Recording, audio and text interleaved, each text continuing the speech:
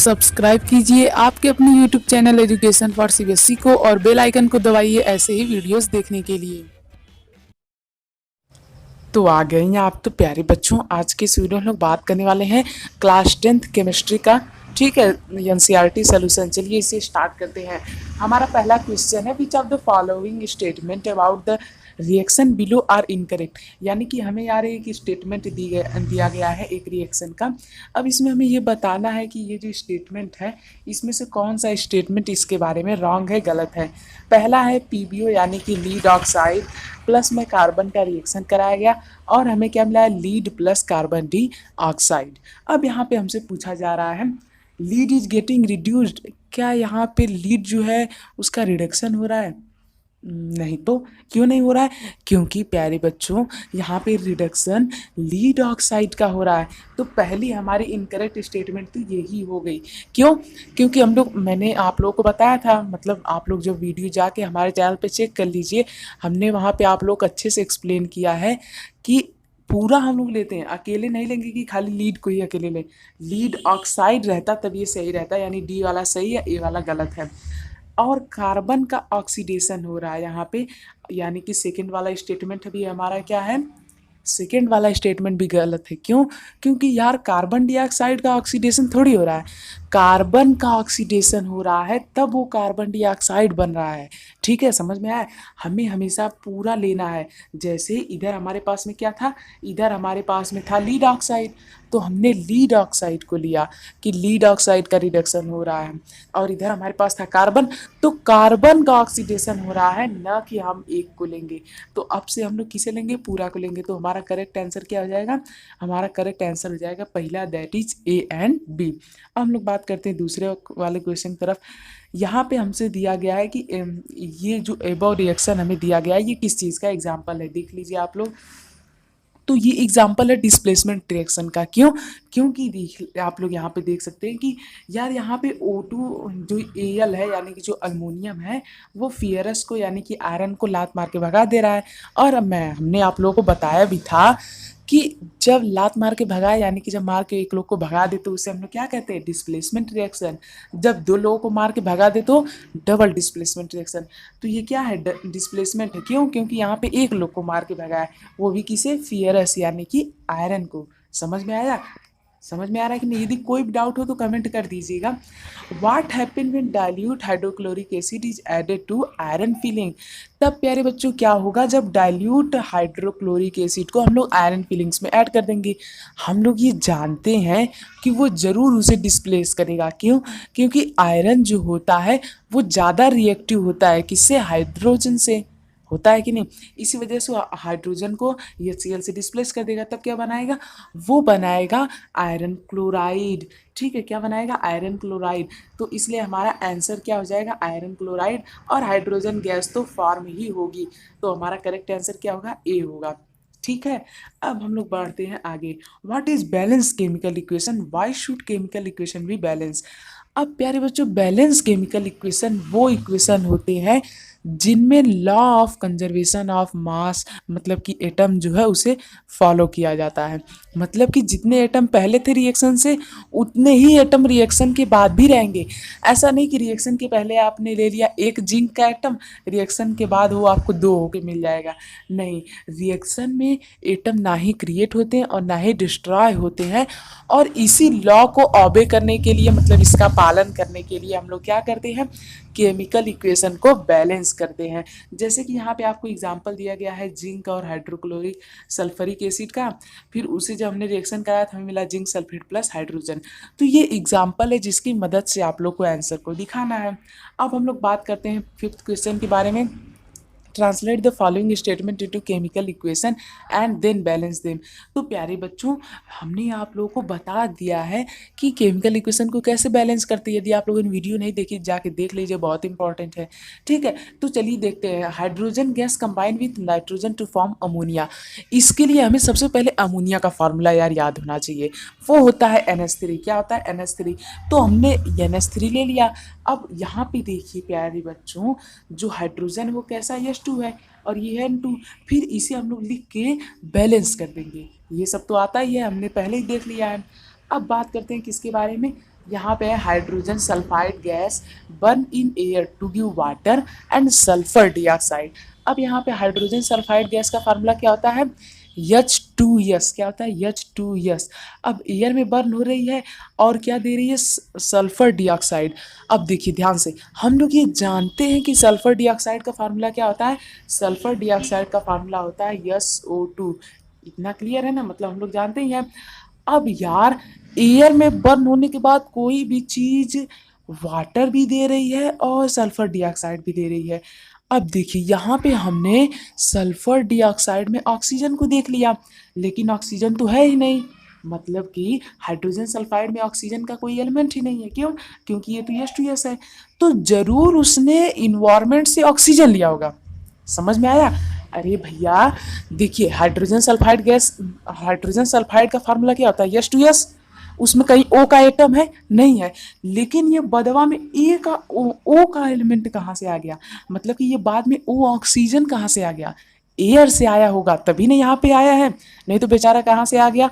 तो इसीलिए यहाँ पे हमारा जो इक्वेशन हो जाएगा वो क्या हो जाएगा, वो हमारा कुछ इस प्रकार से हो जाएगा, यानी कि एयर से ऑक्सीजन लिया गया है। फिर इसके बाद हम लोग इसे बैलेंस कर देंगे। बैलेंस करना तो बहुत आसान है। अब देखिए अगला बढ़ते हैं। Barium chloride react with aluminium sulphate to form aluminium chloride and precipitate of barium sulphate. बहुत आसान है, ये आप लोग अपने से ही कर लीजिएगा, देख लीजिए आंसर यही आएगा। क्यों, क्योंकि यार ये डबल डिस्प्लेसमेंट का एग्जाम्पल है। जैसा कि देख सकते हैं, बी जो है उसे कौन भगा दिया, एल, और एल की जगह कौन ले लिया, बी ले लिया, मतलब कि बैरियम। ठीक, समझ में आ रहा है ना। Potassium metal react with water to give potassium hydroxide and hydrogen gas. ये भी उसी की तरह बहुत आसान है। ठीक है प्यारे बच्चों, तो देखिए यहाँ पे है, जैसे एक पोटेशियम है, फिर उसे हमने किससे रिएक्ट करा है, वाटर से, तो हमारा क्या बन रहा है, पोटेशियम हाइड्रोक्साइड प्लस में हाइड्रोजन गैस। फिर इसके बाद इसे हम लोग बैलेंस कर देंगे। ठीक है, तो हमारा ये आंसर आ जाएगा। तो बस इस तरह से आपका पहला 5 क्वेश्चन खत्म होता है। अब बाकी का 5 क्वेश्चन हम लोग आगे करेंगे।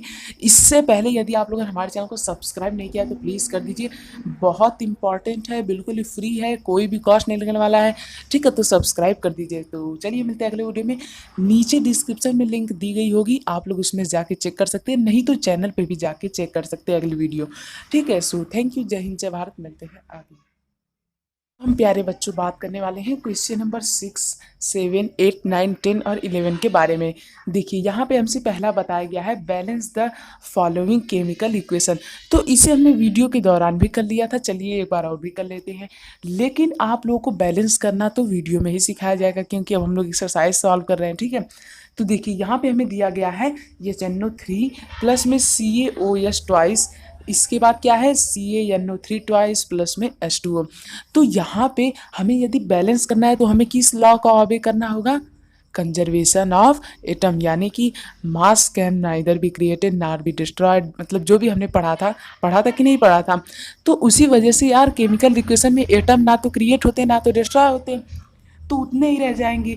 तो देखिए यहाँ पे ध्यान से देखिए, पहले हम लोग कोशिश करेंगे यार Ca को बैलेंस करने के लिए। तो Ca इधर भी एक है, इधर भी एक है, जाने दो, पड़े रहने दो, जैसा है वैसा ही रहने दो। अब ध्यान से देखिए, यहाँ पे NO3 एक है कि नहीं। अब यहाँ पे NO3 यार 2 आ गया, ये तो गलत बात है। तो यहाँ पे भी आप लोग क्या लिख देंगे, 2 लिख देंगे, जैसा हमने किया था सेम टू सेम वैसा ही। अब यहाँ पे अब ऑक्सीजन की बारी आती है, यहाँ पे ऑक्सीजन 2, यहाँ पे ऑक्सीजन 1। ये तो गलत बात है। तो यहाँ पे हमने क्या लिख दिया, हमने लिख दिया 2 लिख दिया, यहाँ पे हमने 2 लिख दिया।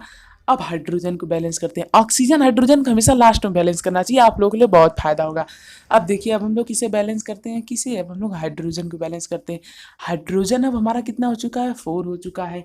इधर हाइड्रोजन कितना है, 2 है। तो इधर भी कितना है, 2 है। तो हमारा 4 हाइड्रोजन बैलेंस हो गया। कैसे, देखिए 2 ये हो गया, ठीक, 2 ये हो गया, 4, 2 2 4, हुआ कि नहीं हुआ। अरे 2 यहाँ पे है, 2 यहाँ पे है, 2 यहाँ पे है, ठीक है, 4 हो गया ना। तो इस तरह से हमने पहला वाला क्वेश्चन तो कर लिया। अब इसी तरह से हमें बाकी सब भी कर लेना है। तो ये सब आप लोग कर लीजिएगा, यदि कोई भी डाउट हो तो कमेंट कर दीजिएगा। ठीक है, तो चलिए हम लोग बढ़ते हैं अगले क्वेश्चन की तरफ। Right the balance chemical reaction for the following reaction. फिर से वही सेम क्वेश्चन। अब देखिए यहाँ पे कैल्शियम हाइड्रोक्साइड फार्मूला होता है CaOH ट्वाइस, ठीक है, प्लस में कार्बन डाइऑक्साइड, उससे क्या बना कैल्शियम कार्बोनेट प्लस वाटर। तो हम पहले सभी का फार्मूला लिखते हैं, उसके बाद हम लोग क्या करते हैं एक एक एटम को बैलेंस करते हैं। तो ये रहा आप लोगों के लिए सोल्यूशन। यही आंसर आप लोगों का सभी का आना चाहिए, ठीक है, समझ में आ रहा है ना। और बैलेंस करना तो आप लोग को आता ही है, तो बैलेंस इसे कर लेंगे ना। यदि कोई भी परेशानी हो दिक्कत हो तो कमेंट कर दीजिएगा। राइट द बैलेंस, फिर से वही question, chemical equation of the following for the following and identify the type of reaction in each case. अब देखिए यहाँ प्यारे बच्चों क्या हो रहा है, पोटेशियम ब्रोमाइड को हम लोग रिएक्ट करा रहे हैं बैरियम आयोडाइड से, तो हमारा क्या बन रहा है पोटेशियम आयोडाइड, यानी ये डिस्प्लेसमेंट रिएक्शन है। और barium bromide double displacement, displacement में भी कौन सा डबल डिस्प्लेसमेंट है। अब ये देखिए जिंक कार्बोनेट से zinc oxide plus carbon dioxide, यानी जरूर ये डिकम्पोजिशन रिएक्शन है। क्यों यार, इसमें तोड़ दिया गया। जब भी किसी को तोड़ दिया जाए तो उसे हम लोग क्या कहते हैं डिकम्पोजिशन, और जब किसी चीज़ को ज्वाइन कर दिया जाए तो कम्बिनेशन। देखिए ये सी वाला कम्बिनेशन है, क्यों हाइड्रोजन और क्लोरीन को कंबाइन कर दिए तो बन गया हाइड्रोजन क्लोराइड, ठीक है, तो कंबाइन हुआ कि नहीं। अब इसी तरह से देखिए मैग्नीशियम और हाइड्रोक्लोरिक एसिड, ठीक है, यहाँ हो गया मैग्नीशियम क्लोराइड, यानी कि ये रिएक्शन डिस्प्लेसमेंट रिएक्शन है। कौन सा रिएक्शन, डिस्प्लेसमेंट रिएक्शन। क्यों, क्योंकि जब एक को मार के भगा दिया जाए तो कौन सा रिएक्शन होता है, डिस्प्लेसमेंट। तो बहुत आसान क्वेश्चन था, ठीक है। यदि कोई भी परेशानी हो इसमें भी तो कमेंट कर दीजिएगा। अब हम लोग बात करने वाले हैं what does mean by exothermic and radiothermic reaction, give example. तो देखिए प्यारे बच्चों, एक्सोथर्मिक रिएक्शन वो होती है जिसमें एनर्जी क्या होती है, रिलीज होती है, जिसमें एनर्जी रिलीज होती है। इंडोथर्मिक क्या होती है, जिसमें एनर्जी खुद लगाते हैं हम लोग, मतलब कि ऐसे रिएक्शन जिसमें रिएक्शन होने के बाद हमें एनर्जी मिले वो होती है एक्सोथर्मिक। जिसमें हमें एनर्जी देनी पड़ती है उसे कहते हैं इंडोथर्मिक। अब एग्जांपल की बात करें तो ध्यान सुनिए, जैसे जब आप लोग कोयला जलाते हैं तो क्या होता है, आपको हीट मिलती है। तो असल में होता क्या है, कार्बन का रिएक्शन होता है ऑक्सीजन से, और हमें क्या मिल जाता है, कार्बन डाइऑक्साइड प्लस हीट। अरे मिलता है कि नहीं मिलता है, मिलता है ना, हीट मिलती है ना। तो कार्बन का रिएक्शन जब ऑक्सीजन से होता है तो हमें क्या मिलता है, कार्बन डाइऑक्साइड प्लस हीट। उसी प्रकार से अब देखिए हम लोग बात करते हैं इंडोथर्मिक का। जब नाइट्रोजन और ऑक्सीजन का कॉम्बिनेशन होता है तो हमें हीट देनी पड़ती है, तब जाके वे नाइट्रोजन मोनोऑक्साइड बनते हैं। तो नाइट्रोजन मोनोऑक्साइड का फार्मूला क्या होता है, NO। ध्यान से सुनते चलिए।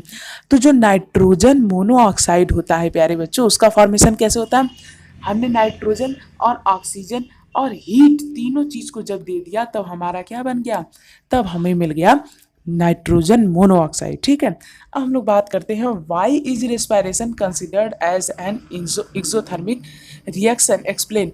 क्योंकि प्यारे बच्चों यहाँ पे हमें एनर्जी मिलती है, जब भी रेस्पिरेशन होता है तब हमें एनर्जी मिलती है कि नहीं मिलती है।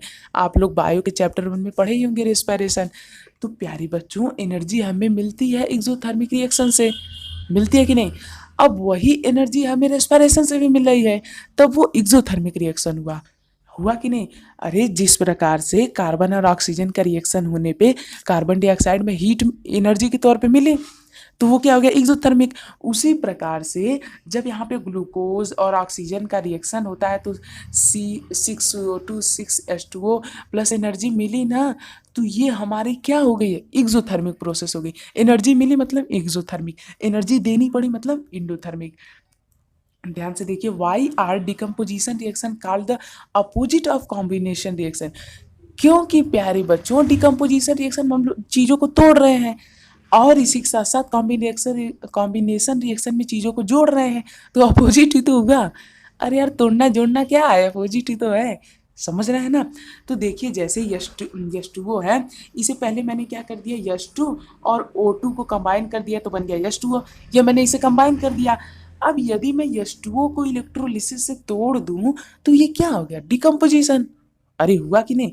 तो एक तरह से तोड़ना जोड़ना अपोजिट ही तो हुआ, तो इसीलिए डिकम्पोजिशन रिएक्शन को अपोजिट कहा जाता है कॉम्बिनेशन रिएक्शन का, ठीक है। तो इस तरह से हमारा 11th तक क्वेश्चन खत्म होता है।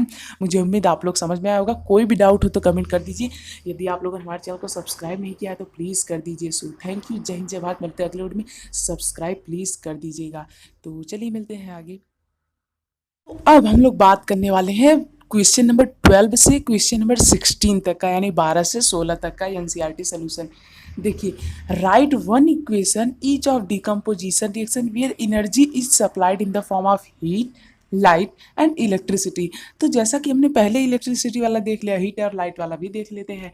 देखिए, हीट वाला प्यारे बच्चों, जैसे कैल्शियम कार्बोनेट है, तो उसे यदि हीट कर देते हैं तो हमें क्या मिल जाता है, लाइम मिल जाता है, यानी कि कैल्शियम ऑक्साइड प्लस में कार्बन डाइऑक्साइड। तो पहला तो हमारा यही हो गया। तो इसमें हमने क्या किया, हीट के जरिए डिकम्पोजिशन किया। डिकम्पोजिशन मतलब तोड़ना, यानी हमें तोड़ना है किसी भी तरह से कैल्शियम कार्बोनेट को, तो हमने उसे हीट कर दिया, तो हमें क्या मिलेगा, लाइम, यानी कि कैल्शियम ऑक्साइड प्लस में कार्बन डाइऑक्साइड। अब देखिए, यहाँ पे सनलाइट के जरिए तो हम लोग बेसिकली यही एग्जांपल लेके चलते हैं, क्या AgCl यानी कि सिल्वर क्लोराइड को यदि हम लोग सनलाइट दे देते हैं तो कुछ एनर्जी उसे मिल गई कि नहीं, फिर वो डिकम्पोज हो जाएगा और किसके फॉर्म में, Ag और Cl2। समझ में आया, मतलब कि सिल्वर और क्लोराइड। ठीक है, तो इस तरह से हम लोग ने इसे भी डिकम्पोज कर दिया। अब हम लोग बात करते हैं किसके बारे में, H2O के बारे में। तो इसका तो प्रोसीजर हमने बहुत डिटेल में पढ़ा है वीडियो में। तो कि H2O जो होता है, इसे यदि हम लोग इलेक्ट्रिसिटी सप्लाई कर देते हैं तो ये किस में टूट जाता है, H2 में टूट जाता है और O2 में टूट जाता है। ठीक है, तो इस तरह से हम लोग इस क्वेश्चन को क्या कर सकते हैं, बड़ी ही आसानी से सॉल्व कर सकते हैं। यदि आप लोग इस क्वेश्चन में कोई भी डाउट हो तो कमेंट कर दीजिए। What is difference between displacement and double displacement reaction? Right equation for these reaction। देखिए, डिस्प्लेसमेंट वो होता है जिसमें एक ही को डिस्प्लेस किया जाए, मतलब कि एक को मार को भगा दिया। जैसे कॉपर सल्फेट है, तो जिंक क्या करेगा, इसे मार के भगा देगा कॉपर सल्फेट को, और क्या बन गया जिंक सल्फेट प्लस में कॉपर बेचारा अकेला हो गया। ठीक है, और यहाँ पे क्या होता है, यहाँ पे इसकी जगह ये ले लेगा, इसकी जगह ये ले लेगा, यानी कि दोनों क्या करेंगे, इसकी चीज़ वो छीन लेगा, इसकी चीज़ वो छीन लेगा। ठीक है, जैसा कि हमने वीडियो में पढ़ा था, तो उसी प्रकार का चीज़ यहाँ पे भी होगा। तो यहाँ पे क्या हो गया, यहाँ पे हो गया BaCl2 और Na2SO4 यानी कि सोडियम सल्फेट। तो यहाँ पे क्या हो गया, बेरियम सल्फेट प्लस में सोडियम क्लोराइड, यानी कि ये लोग आपस में छीना झपटी कर लिया, ये इसका सामान ले लिया, ये इसका सामान ले लिया।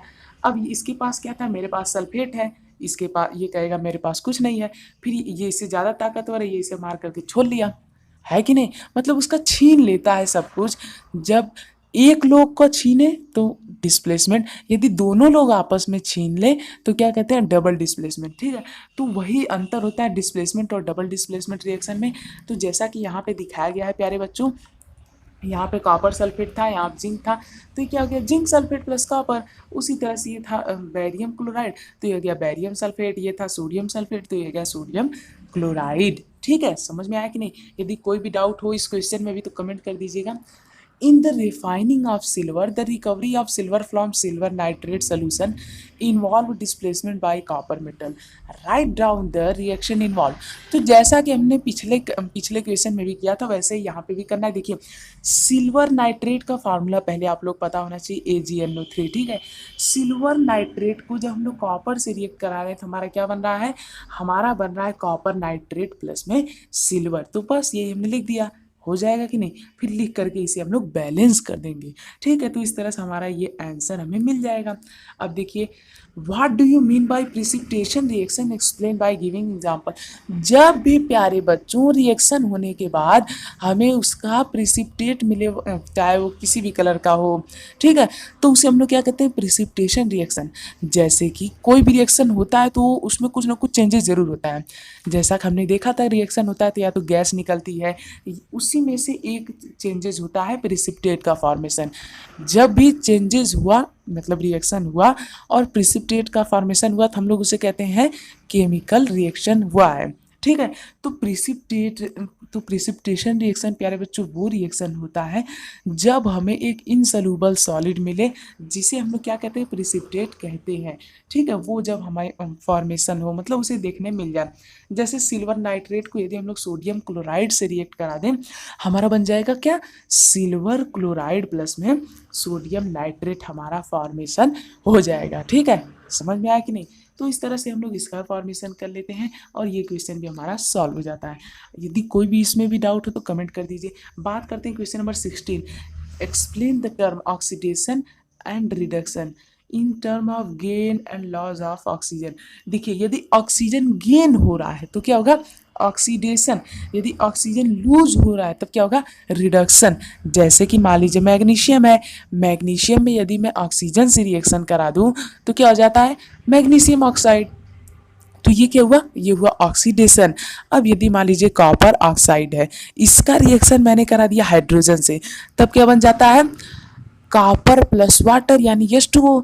तो ये क्या हो गया, ये हो गया रिडक्शन। क्यों, क्योंकि यहाँ पे कॉपर बेचारे के पास ऑक्सीजन था, लेकिन हाइड्रोजन आकर के उससे ऑक्सीजन छीन लिया। छीन लिया तो क्या हो गया, छीन लिया तो बेचारा अकेला हो गया। अकेला हो गया तो क्या हो गया, रिडक्शन हो गया। तो इस तरह से आपका ये क्वेश्चन भी सॉल्व होता है। यदि कोई भी डाउट हो तो कमेंट कर दीजिए। यदि आप लोग यहाँ तक आ चुके हैं, चैनल को सब्सक्राइब कर दीजिए, बिल्कुल फ्री है, कोई भी कॉस्ट नहीं लगने वाला है, ठीक है। तो सब्सक्राइब कर दीजिए। सो मिलते हैं अब आगे, सब्सक्राइब जरूर कर दीजिएगा। तो अब हम लोग बात करने वाले हैं क्वेश्चन नंबर 17 के बारे में। किसके बारे में, क्वेश्चन नंबर 17 देखिए, अ shiny brown colour element x on heating in air become black in colour, name the element x and black colour form compound. मतलब कि प्यारे बच्चों, हमें एक ऐसे कंपाउंड के बारे में बताना है जो कि पहले ब्राउन कलर का रहता है एलिमेंट के तौर पे, फिर उसके बाद जब हम लोग एयर में हीट करते हैं उसके बाद वो किस कलर का फॉर्म हो जाता है, ब्लैक कलर का हो जाता है, यानी ब्राउन से ब्लैक। तो यहाँ जनरली ब्राउन कलर की बहुत सारे सब्सटेंसेस होते हैं, पर ब्लैक कलर का जो हमने कॉमन देखा है, मतलब पहले ब्राउन कलर के कॉपर, जैसे कि जो कॉपर होता है वो पहले किस कलर का होता है, ब्राउन कलर का होता है, लेकिन जब उसे हम लोग हीट कर देते हैं फिर क्या बन जाता है, कॉपर ऑक्साइड। क्यों, क्योंकि ऑक्सीजन के साथ रिएक्शन हो जाता है, मतलब उस ऑक्सीजन के साथ कंबाइन हो जाता है। फिर उसके बाद कॉपर ऑक्साइड किस कलर का होता है, ब्लैक कलर का होता है। यानी कि ये जो एलिमेंट है प्यारे बच्चों, वो कौन सा है, वो है कॉपर, दैट इज Cu। तो हमारा जो एलिमेंट है वो क्या है, वो है कॉपर। और ब्लैक कलर का कंपाउंड कौन सा फॉर्म हुआ है, कॉपर डाइऑक्साइड, यानी कि या फिर आप लोग कह सकते हैं कॉपर सेकेंड ऑक्साइड, तो ज़्यादा अच्छा होगा, ठीक है। तो प्यारे बच्चों, इस तरह से हमने इस क्वेश्चन सॉल्व कर लिया। यदि कोई भी डाउट हो तो कमेंट कर दीजिए। अब हम लोग बात करते हैं कि why do we applied paint on iron articles. बहुत ही सिंपल है, यदि पेंट नहीं लगाएंगे तो उसमें जंग खा जाएगा, मतलब उसका कोरोजन हो जाएगा, रस्टिंग हो जाएगा, ठीक है। तो रस्टिंग को प्रिवेंट करने के लिए हम लोग वहाँ पे क्या करते हैं, हम लोग उसमें पेंट अप्लाई करते हैं, यानी कि नहीं देखते हैं आप लोग लोहे की चीज़ों में पेंट लगाया जाता है। अब हम लोग बात करते हैं oil and fat containing food item are flushed with nitrogen. Why, क्योंकि जो नाइट्रोजन होती है वो बहुत ही, मतलब कि नोबल गैस, मतलब नोबल नहीं कह सकते, जो नाइट्रोजन होती है वो बहुत ही अनरिएक्टिव होती है, यानी कि जल्दी रिएक्ट नहीं होती है, ये बहुत ही अपनी जगह फिक्स्ड होती है। क्यों, क्योंकि यार नाइट्रोजन जो होता है वो इन्वायरमेंट इतना ज़्यादा पाया जाता है। सोचिए यदि वो रिएक्टिव होता तो क्या होता, तब कितने सारे कंपाउंड होते नाइट्रोजन के, तब तो नाइट्रोजन के ही कंपाउंड होते।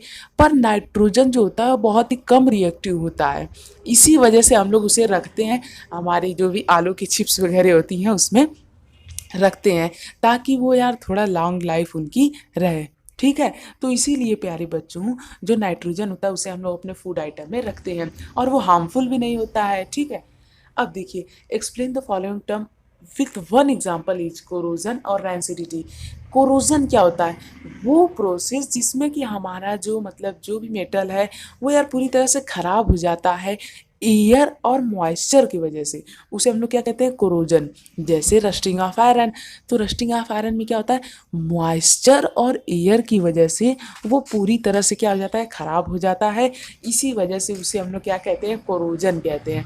और जो आयरन होता है जब वो रस्ट होता है तो यार उसके ऊपर एक रेड ब्राउन का क्या हो जाता है, स्ट्रक्चर वहाँ पे आ जाता है, जिसे हम लोग क्या कहते हैं, रस्ट कहते हैं। नहीं कहते हैं यार आयरन सड़ गया, वही बात है। अब रैंसिडिटी क्या होता है, जब हम लोग मतलब कि कोई भी चीज़ जब ऑक्सीडाइज होकर के ख़राब हो जाती है तब उसे हम लोग क्या कह देते हैं, रैंसिडिटी। जैसे कि भोजन वोजन जो होते हैं, जो खाने वगैरह होते हैं, जो चिप्स वगैरह वगैरह होते हैं, तो वो सब क्या होते हैं, ऑक्सीडेशन की वजह से उनका इफेक्ट डैमेज हो जाता है, मतलब कि उनके पास जो भी फैट और आयल है उसका ऑक्सीडेशन होने की वजह से वे लोग खराब हो जाते हैं और खाने में भी खराब हो जाते हैं, तो वो हमें नुकसान भी कर सकते हैं। इसी वजह से वे क्या हो जाते हैं, खराब हो जाते हैं, यानी कि उनकी रेंसिडिटी हो जाती है। तो कोरोजन क्या होता है, मॉइस्चर और एयर के प्रेजेंस में खराब होना। रेंसिडिटी क्या होती है, जब ऑक्सीडेशन होने की वजह से कोई भी चीज़ खराब हो जाए। ठीक है, समझ में आया कि नहीं? सो इस तरह से आपका एक क्वेश्चन खत्म होता है। मुझे उम्मीद आप लोग समझ में आएगा। कोई भी डाउट हो तो कमेंट कर दीजिए। तो चलिए मिलते हैं अब आगे, लेकिन उससे पहले यदि आप लोगों ने हमारे चैनल को सब्सक्राइब नहीं किया है तो प्लीज़ कर दीजिए। सो थैंक यू, जय हिंद जय भारत। मिलते हैं अगले वीडियो में, सब्सक्राइब जरूर कर दीजिएगा।